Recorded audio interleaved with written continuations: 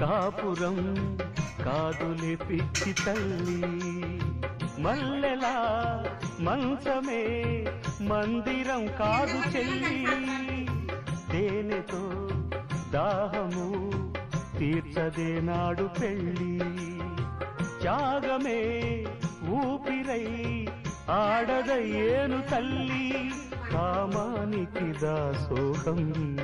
కారాదే సంసారం కాచుకో భర్తనే కంటి పాపాయిగా నేర్చుకో